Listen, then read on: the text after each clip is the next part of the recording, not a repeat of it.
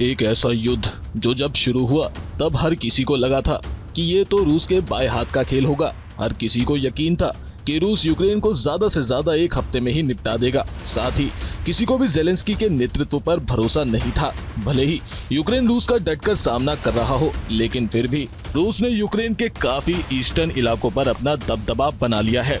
मगर इसके लिए रूस को भारी संघर्ष करना पड़ा और इसी संघर्ष के चलते रूस ने अपने 1 लाख सैनिकों में से 20,000 सैनिकों को गंवा दिया, जबकि 80,000 घायल हुए। इनमें आधे से ज्यादा प्राइवेट मिलिट्री ग्रुप वैगनर के लड़ाके थे, जिन्होंने यूक्रेन के बाखमुत इलाके में लड़ते हुए जान गंवाई है।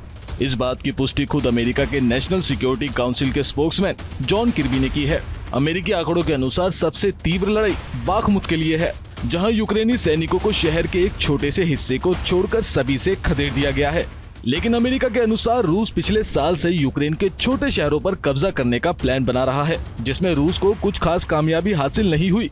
बाखमुत में 5 से ज्यादा महीने की लड़ाई के बावजूद रूस के सामने एक डेडलॉक जैसी स्थिति पैदा हो गई है, जिस वजह से रूस डोबनास पर कब्जा करने में विफल रहा है।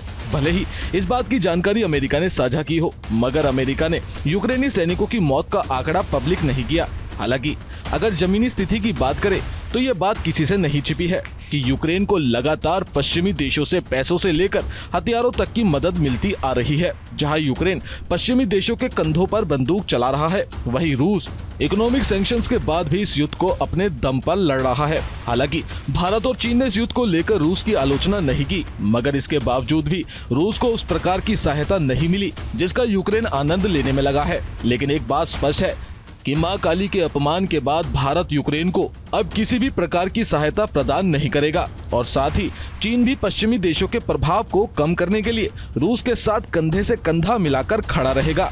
Bureau report, news India digital.